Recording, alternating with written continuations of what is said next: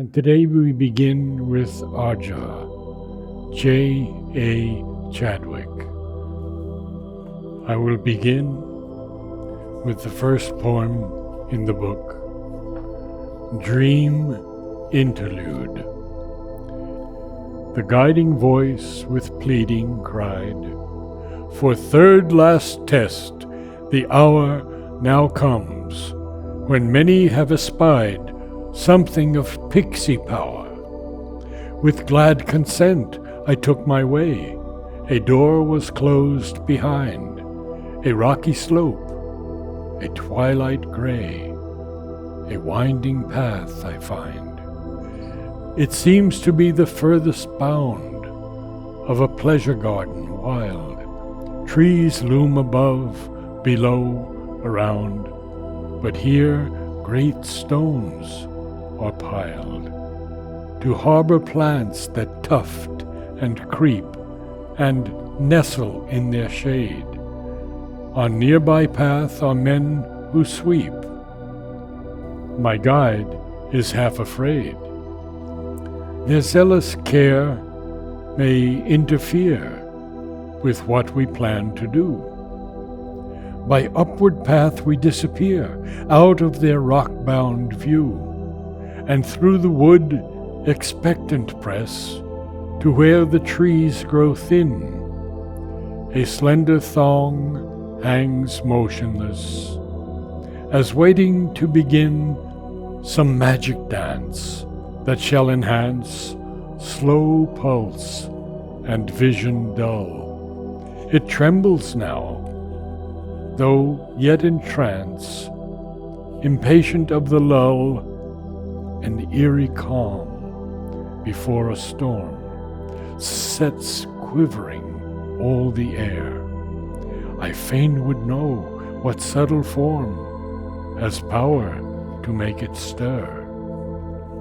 For in slow circles round it goes, then faster, wider flies. The silent woods no breeze disclose, no being stays our eyes. But fled are all the shadows, and vanished are the trees. The air's like sleeping crystal, unstirred by sound or breeze. The leveled rays from western sun are slanting through the sky, and hopes are poised, and spirits calmed, and keener grows the eye. The ground was rough with tussocks, with heather and jetting rock, on some long deserted hillside, ungrazed by herd or flock. Oh, see the little fey balloons, I heard the guide exclaim. Vision that could not pierce the veil, more limpid then became.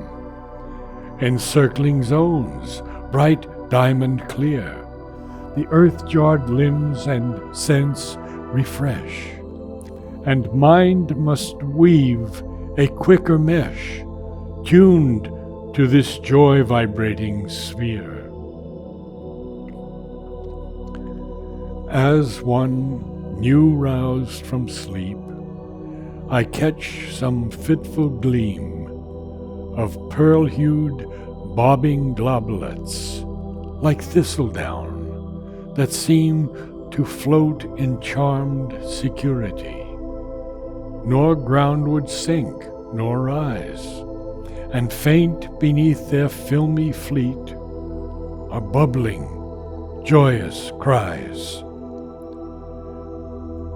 But here are dainty blooms and fairy toys for sale, exchanged for deep, rich flowers, but not for blossoms pale or yellow-hued, declares some unseen guiding power, while in my hand I find a crimson faded flower. I stretch my hand toward a fairy woman seen as if in gypsy guise, of sable, brown, and green. Her raven locks are braided, unshadowed is her face, where lurk no lie-bred cruelties, and terrors find no place. And for my earth-bruised offerings she renders in exchange the frail small blooms of fairy, shell-formed and colored strange. My whim turns now toward a globe that sails in air. 2 flowers are what you give, I learn, and grow aware of crushed dark sapphire blossoms, half withered, that I hold. You give me flower corpses, she laughs. Thus made more bold, I ask her how the fairies keep flowers from growing old. With quizzing smile, the laughing answer. 1 rhythmic step the flower bud measures, another weaves our pixie pleasures, and life's the dancer.